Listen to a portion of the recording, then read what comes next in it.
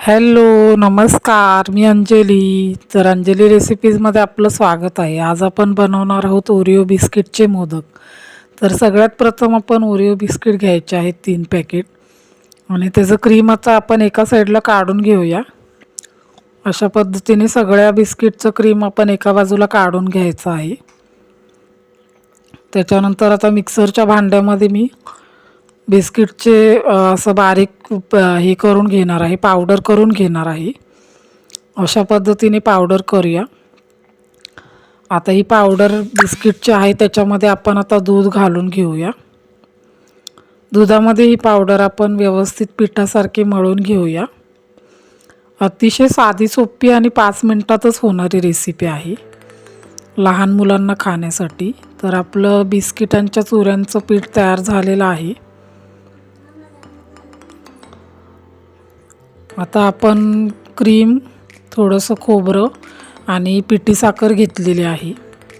खोबऱ्याचा किस करून घेतलेला आहे आपण. आता क्रीममध्ये थोडासा घालून घेऊया चवीप्रमाणे, तुम्हाला जेवढा आवडेल तेवढा. त्याच्यानंतर आता आपण पिठी साखर घालून घेऊया, तुम्हाला जेवढं गोड आवडते त्याप्रमाणे. तर अशा पद्धतीने ह्याचंसुद्धा पीठ तयार करायचं आहे. मस्तपैकी आपण मोदकाचं सारण तयार करणार आहोत.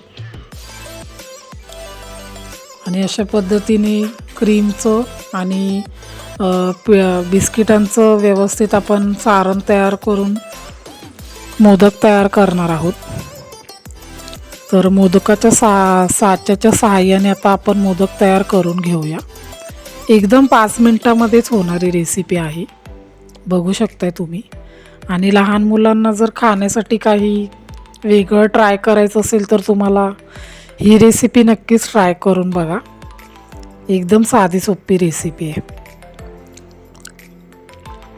मी सुद्धा माझ्या लहान मुलींना दिलेले आहेत, त्यामुळे त्यांना फार आवडले ते मोदक. आणि तुम्ही सुद्धा ट्राय करून बघा. तर अशा पद्धतीने आपण पहिल्यांदा एक मोदक तयार करून दाखवत आहे. मस्तपैकी आता सुबक आकाराचा ओरिओ बिस्किटचा मोदक तयार झालेला आहे. आणि छान असं त्याला आकारसुद्धा आलेला आहे.